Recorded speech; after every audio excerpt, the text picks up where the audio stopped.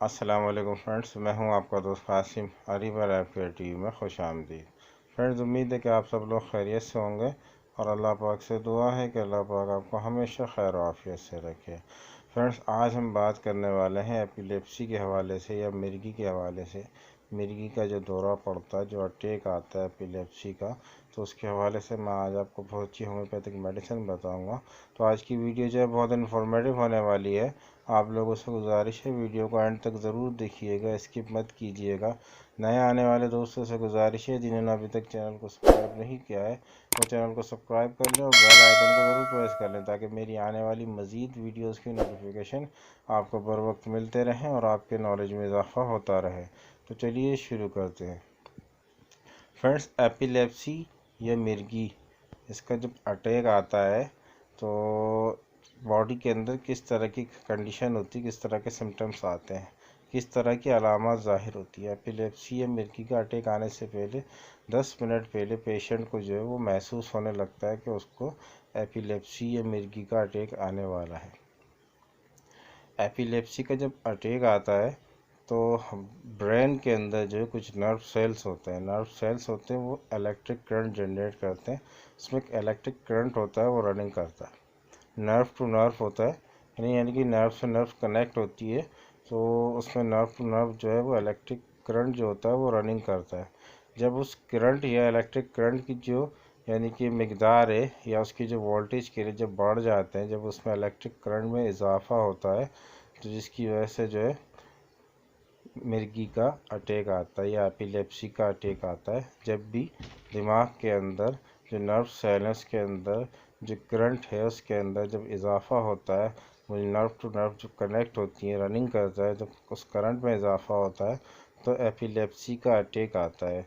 यानी दिमाग जो होता है वो काम करना छोड़ देता है, मरीज़ का जो होता है अपने ऊपर कंट्रोल नहीं रहता।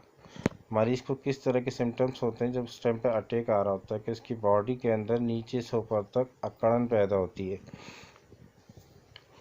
पूरे हाथ पांव जो है वो अकड़ने लग जाते हैं। और बाज़ औक़ात ऐसा कुछ लोगों को इस तरह की एपिलेप्सी होती है कि जिससे भी उनके हाथ में अटैक आता है, मतलब उनके बाजू जो होते हैं वो हिलते और उस पर बाजू पे उनका कंट्रोल नहीं रहता, बस हिलते रहते, फिर थोड़ी देर में वो सही हो जाते हैं। लेकिन ऐसी कंडीशन बहुत कम होती है। ज़्यादातर मरीज़ों में जो है वो जनरल अटैक आता है, मतलब कि पूरी बॉडी पे अटैक होता है और पूरी बॉडी जो होती है यानी कि अकड़न पैदा हो जाती है, पैरों से लेकर हाथ फिर पूरा जिस्म। और दिमाग जो होता है वो खो जाता है। दिमाग खो जाता है मतलब दिमाग का कंट्रोल पूरे जिस्म पर नहीं होता है। उसके बाद जो है वो फिर बेहोशी तारी हो जाती है। आप लोगों ने अक्सर देखा होगा कुछ लोग देसी टोटके करते हैं कि चमड़े की चप्पल या जूता वगैरह बूट वगैरह सुंघा रहे होते हैं।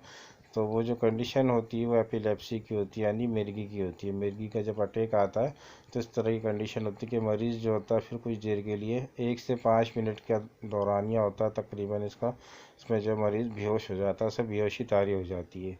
फिर उसके बाद उसकी कंडीशन जो होती है वो नॉर्मल हो जाती है। जब एपिलेप्सी का अटैक बहुत ज़्यादा आ जाता है तो उसमें कभी कभार मौत भी वाक़ई हो जाती है। जब सांस की नाली ज़्यादा अटैक की वजह से बंद हो जाए तो मरीज़ की सांस रुक जाती है, मरीज़ नीला भी पड़ने लगता है। तो उस कंडीशन में कभी कभार मौत भी वाक़ई हो जाती है। तो एपिलेप्सी जो होता है उस तरह की कंडीशन होती है और इसमें जो है झटके लगते हैं और जिस्म में अकड़न पैदा होती है। तो फिर आज हम बात करेंगे एपिलेप्सी के हवाले से कि आप कौन सी मेडिसिन इस्तेमाल कर सकते हैं एपिलेप्सी के अंदर।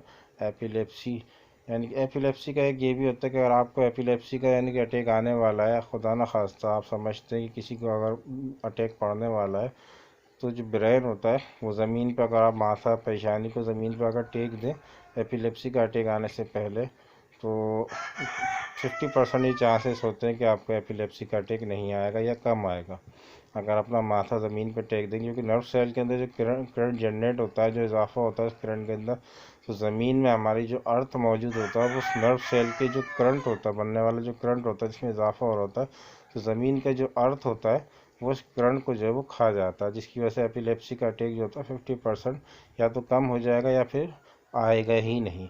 तो ये भी एक तरीका होता है एपिलेप्सी के अटैक को रोकने का। तो आज हम बात करेंगे वैसे होम्योपैथिक मेडिसिन की कि कौन सी मेडिसिन जो है वो होम्योपैथिक इसमें इस्तेमाल करनी चाहिए। तो फ्रेंड्स, सबसे पहले डॉक्टर रैकवेज की 833 आती है, 33 नंबर की 33 नंबर की डॉक्टर रेकमेंड की इस्तेमाल करेंगे 10 ड्रॉप सुबह दोपहर शाम आधे कप पानी में इस्तेमाल करें। दिन में 3 मरतबा इसका इस्तेमाल करेंगे। बहुत ही ज़बरदस्त और बहुत ही इफ़ेक्टिव मेडिसिन है जी, डॉक्टर रेकमेंड की मेडिसिन है और इसको आप कंटिन्यू रखेंगे जब तक आपकी मर्ज की अलामत बरकरार रहती हैं। फ्रेंड्स, दूसरी जो मेडिसिन इससे इस्तेमाल की जाती है वो है बुफोराना। बुफोराना जो है वो 6 CH पोटेंसी में इस्तेमाल की जाती है। 2 कतरे दिन में 3 मरतबा इस्तेमाल करेंगे डायरेक्ट अपनी टंग पे। तीसरी जो मेडिसिन इसमें इस्तेमाल करते हैं वो है कालीफोस। कालीफोस 6X पोटेंसी में इस्तेमाल करेंगे। 4 गोलियां दिन में 3 मरतबा इस्तेमाल करेंगे। उसको चूसेंगे या मुंह में रखेंगे या ज़बान के नीचे रख लेंगे। तो ये 3 मेडिसिन होती हैं एपिलेप्सी या मिर्गी के लिए बहुत ही ज़बरदस्त, बहुत ही इफेक्टिव मेडिसिन है। इनका इस्तेमाल करके आप एपिलेप्सी को ख़त्म कर सकते हैं या कम कर सकते हैं। फ्रेंड्स, याद रखें, अगर खुदा न खास्ता कोई एपिलेप्सी का पेशेंट है या आप एपिलेप्सी के मरीज़ हैं तो कभी भी आप सेल्फ मेडिकेशन ना करें। हमारा वीडियो बनाने का मकसद सिर्फ आपको इन्फॉर्मेशन देना है। एपिलेप्सी जो होता है एक ख़तरनाक बीमारी होती है, तो इसका इलाज प्रॉपर तरीके से किसी डॉक्टर की गाइडेंस में करें। फ्रेंड्स, अगर आप कोई भी मेडिसिन इस्तेमाल करते हैं तो कोशिश करें कि अपने करीबी होम्योपैथिक डॉक्टर से ज़रूर कंसल्ट कर लें कि कौन सी मेडिसिन आपके लिए ज़्यादा बेहतर है। डॉक्टर आपकी मेडिकल कंडीशन को देखते हुए जो मेडिसिन प्रिस्क्राइब करेंगे वो आपके लिए ज़्यादा बेहतर होगी। फ्रेंड्स, उम्मीद है कि आज की वीडियो आपको अच्छी लगी होगी। वीडियो अच्छी लगी हो तो लाइक करें, शेयर करें, सब्सक्राइब करें और बेल आइकन को ज़रूर प्रेस करें। फ्रेंड्स, मिलते हैं अगली वीडियो में किसी नए टॉपिक के साथ। दुआ में अपने भाई का ज़रूर याद रखिएगा। अल्लाह हाफिज़।